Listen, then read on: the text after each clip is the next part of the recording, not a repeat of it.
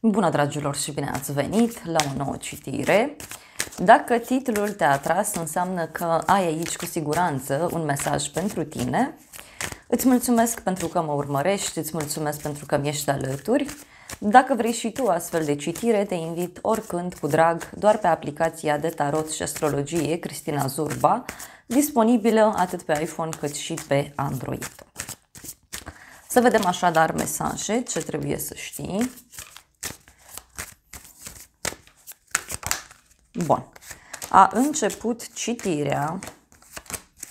La baza pachetului avem 8 de spade, cavalerul de spade, asul de monede. Ok. Deci, poate să fie vorba despre un element de noutate care a apărut în viața ta și care fie ține de bani, fie ține de un proiect important, dar acest element de noutate se pare că schimbă lucrurile cu viteza luminii. Da? E ca și cum acest element de noutate te ajută, uite, să ieși dintr-un blocaj. Da? Poate e un blocaj la nivel mental, poate e ceva ce n-ai văzut la timp și acum acel element apare în viața ta și te ajută. Este și o perioadă în care ești prins pe acte, poate pe partea juridică. 8 de spade înseamnă și un oarecare blocaj aici, da? Din punct de vedere rațional. Iar apoi avem așa cavalerul de cupe. Cavalerul de cupe, uite, înseamnă și faptul că cineva își dorește să vină către tine. Este vorba despre o persoană care își dorește să se apropie mai mult de sufletul tău. De asemenea, discutăm despre o perioadă în care ai oameni foarte apropiați de tine care te pot ajuta, te pot ghida.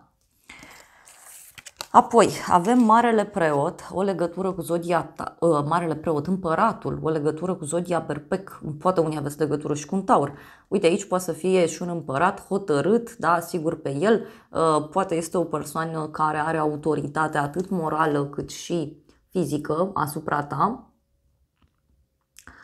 Mai văd aici o hotărâre mare în dragoste sau poate cine știe cineva din jurul tău care îți dă o veste extraordinar de bună. Hai să vedem cavalerul de cupe ce spune, ce trebuie tu să știi. Da, avem 6 de spade, asul de monede. Deci cavalerul ăsta de cupe, uite, fie a venit către tine cu o dovadă fizică sau o dovadă care, știu eu, te-a convins, fie pentru unii are legătură cu o invitație pe care ați primit-o într-un loc nou.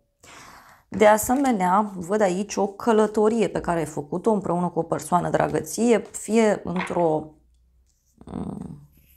într-un loc nou, fie este vorba despre un cadou, cine știe, pe care l-ai primit. Hai să vedem Împăratul. Și avem Regina de cupe și 5 de cupe. Deci o legătură aici cu o zodie de apă, rac, scorpion sau pești.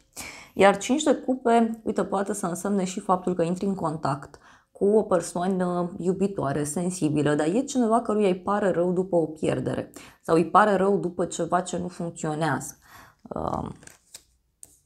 Poate să fie și faptul că tu iei atitudine privind o situație conflictuală. Uite, avem 5 de bâte, 10 de spade, eremitul. Poate e cineva care îți dă o veste cum că are niște probleme, da? Fie probleme de suflet, fie are legătură poate și cu o problemă de sănătate a cuiva.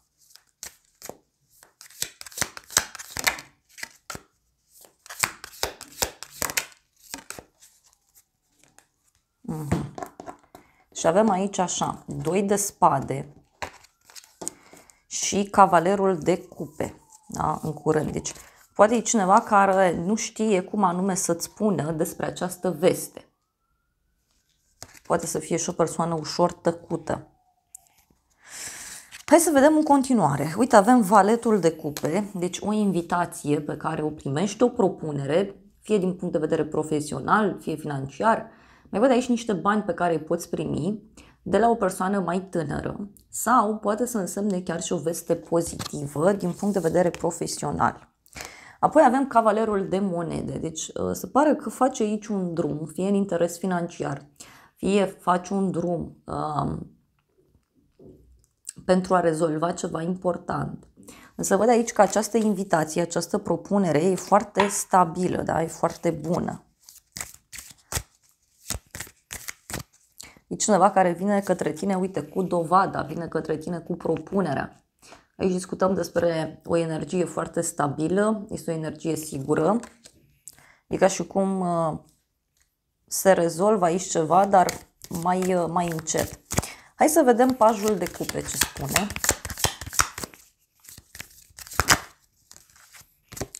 Cinci de monede. Da, uite, poate să fie și o veste bună legată de o problemă de sănătate sau o veste bună în legătură cu o problemă financiară.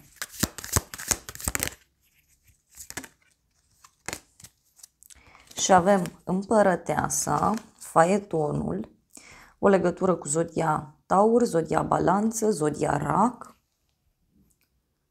Deci este clar aici vorba despre o victorie, despre o bucurie, care fie are legătură cu o instituție cu nume feminin, fie pentru alții are legătură cu o firmă, cu ceva. Mai poate să fie și o femeie din jurul tău care este dispusă să te ajute într-o situație puțin dificilă.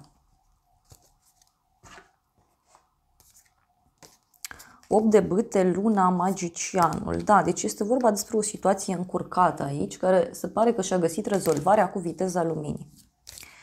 Hai să vedem cavalerul de monede ce spune.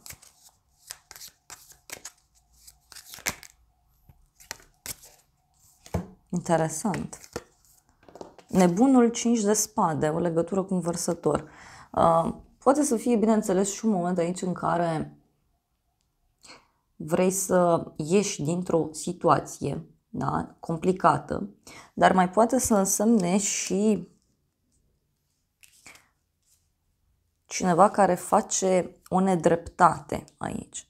Este o persoană care nu prea gândește înainte să se arunce așa cu capul înainte, dar mai poate să însemne și o idee genială care îți vine și care posibil inițial să nu fie chiar atât de mult apreciată. Dar ce văd eu aici sunt două vești bune, din două părți. Mai poate să însemne și faptul că e nevoie să negociezi ceva anume. Mai vreau o carte.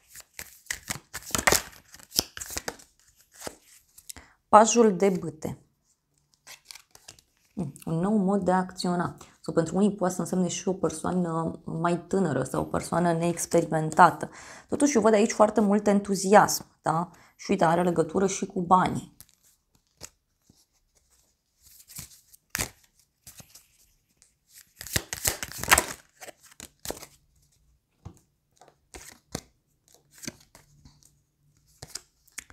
Regina de cupe, 8 de bâte, steaua, o legătură cu zodia vărsător, o zodie de foc, o zodie de foc sau mai văd aici zodii de pământ, da? Taur, Fecioară, Capricorn.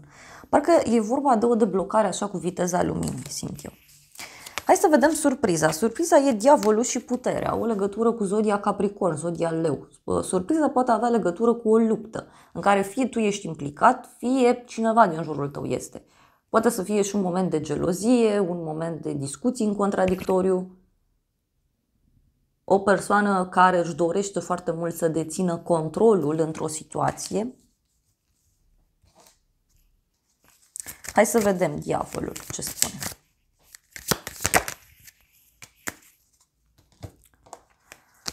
Avem așa, 4 de cupe, 9 de spade.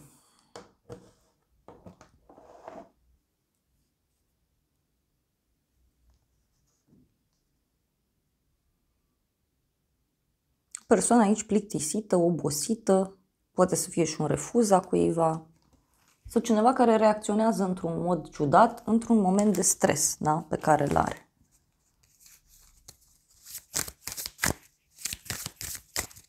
Hai să vedem puterea.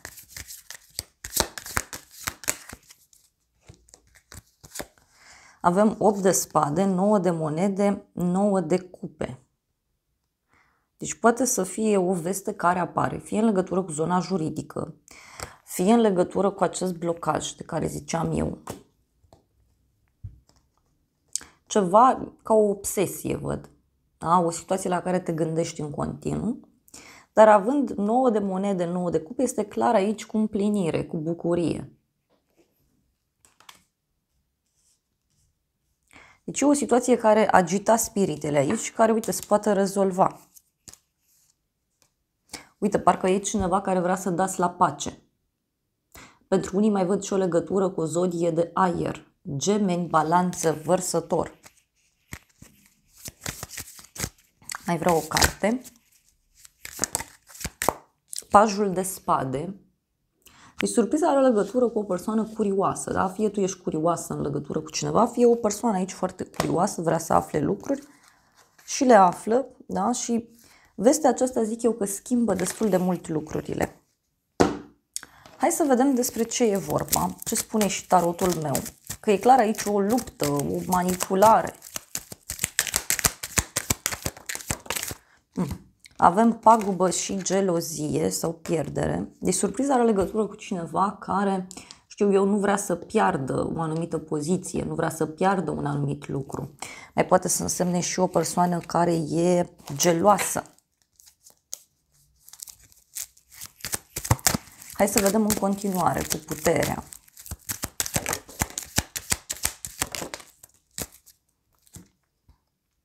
Noutăți la drum lung. Veste bună și boală. Poate să fie o veste bună în legătură cu o problemă veche sau în legătură cu o problemă de sănătate. Mai văd aici. Da, uite, văd pe cineva înlăcrimat cu niște piedici, da? Cineva care dorește neapărat să te revadă. Mai vreau o carte.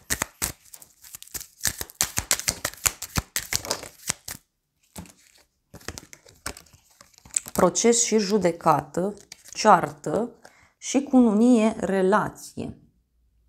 Deci poate e vorba de un mic mare conflict legat de o colaborare sau legat de o relație.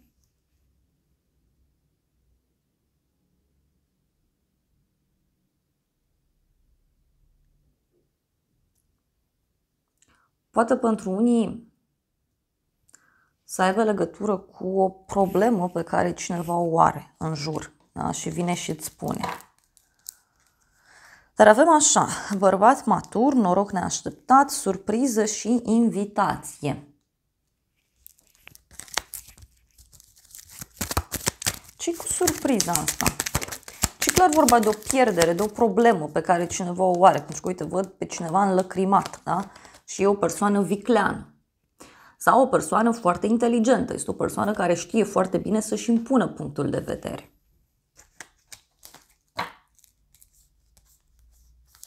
Dar totuși pentru tine văd că e cu bucurie mare.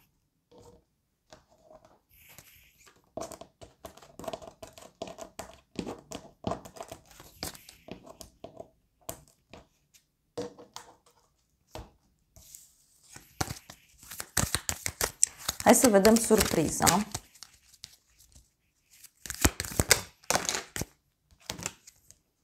Avem așa, căsătorie, angajament, loialitate.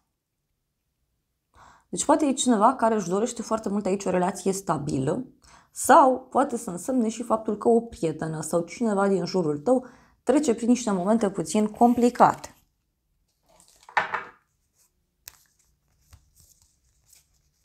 Avem dușman, pace. Mai vreau o carte.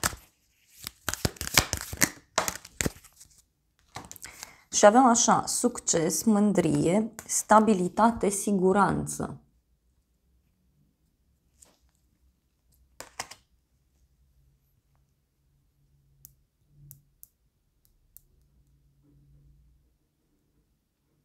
Poate e cineva din jurul tău care rezolvă un anumit lucru complicat, doar că toată povestea asta poate să vină cumva și cu o pierdere la pachet, da? Cu un sacrificiu. Și avem justiție, documente, surpriză. Unii dacă așteptați un răspuns legat de acte, legat de zona juridică, uite aici răspunsul să știi că vine și e pozitiv, doar că, repet, poate agita puțin spiritele. Da? E o provocare care poate să apară. Hai să vedem ce spune și oracolul meu în situația asta, că sunt curios sau curioasă. Și e o persoană aici care explodează, da? E o luptă așa care apare pe nepusă masă.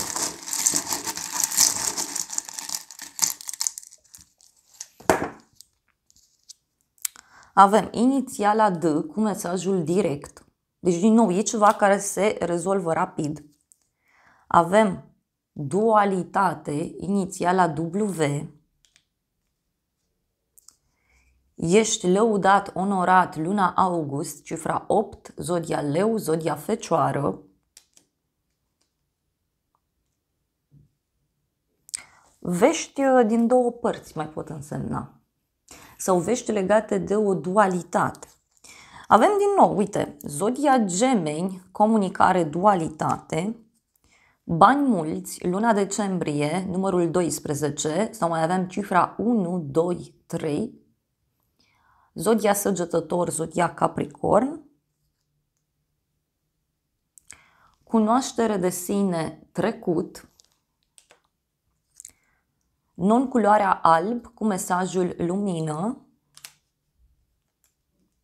iar apoi avem inițiala J cu mesajul ceartă, iar ultimul mesaj este da. Deci e un răspuns pozitiv aici care apare, doar că poate să vină la pachet și cu oarecare discuție în contradictoriu, pentru că din ce văd eu aici se face lumină într-o problemă. Se clarifică o situație și e cineva care nu vrea acest lucru sau poate este teamă, poate are niște probleme. Ultimele mesaje. Din nou, deci se repetă că cineva dorește să te revadă. Luna iunie, cifra 6, zodia Gemeni, zodia Rac. Deci împăcare, revenire. Planeta Jupiter, avem aici, zodia Săgetător, zodia Pești, cu mesajul noroc. Elementul lemn, cu mesajul maro. Inițiala X, cu mesajul o persoană nouă. Aici, natură. Avem vindecare, asteroidul Chiron. Zodia Fecioară, muncă. Conversație, culoarea albastru. Iar ultimul mesaj este ghidare divină, inițiala G.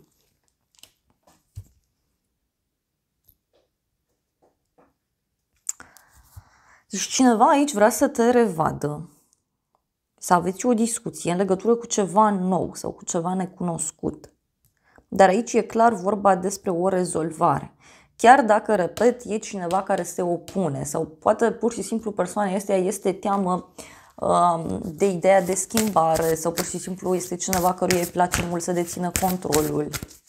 Poate e vorba și de o situație toxică sau cineva care are niște obiceiuri nesănătoase. Hai să vedem ce spune și acest oracol pentru tine. Oracolul spune să-ți menții viziunea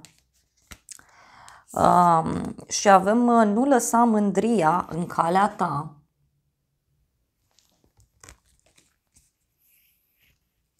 De asemenea, ți se spune să faci prima mișcare.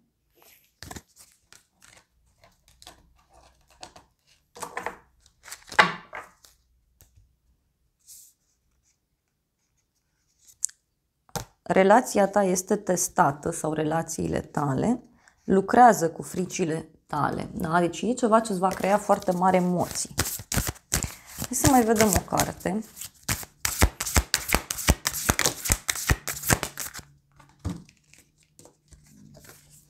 Este timpul să elimini negativitatea, o lună plină în Scorpion.